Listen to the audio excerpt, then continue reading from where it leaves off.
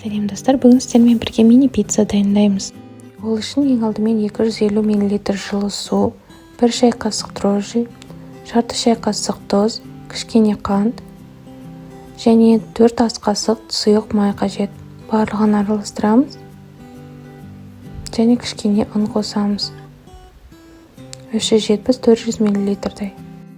Қамырымыз кішкене қолға жабысатындай болу қажет. Үстін жауып 1 сағатқа қойып қоямыз. Қамырымыз көтерілді. Үстелімізге кішкене ұн сеуіп, қамырымызды 6 бөлікке бөліп аламыз. Басқа да видеолар жіберіп алмау үшін каналыма тіркелуді ұмытпаңыздар. Қамырымызды дөңгелетеміз. Қолымызбен жайып шығамыз.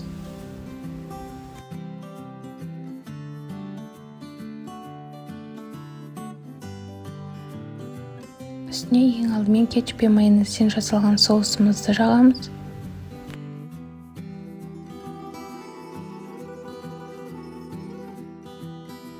Салмасына қалаған заттарыңызды қоссаңыздар болады.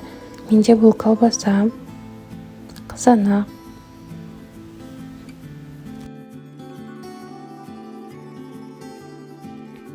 және үкіштен өткізілген ірімшік.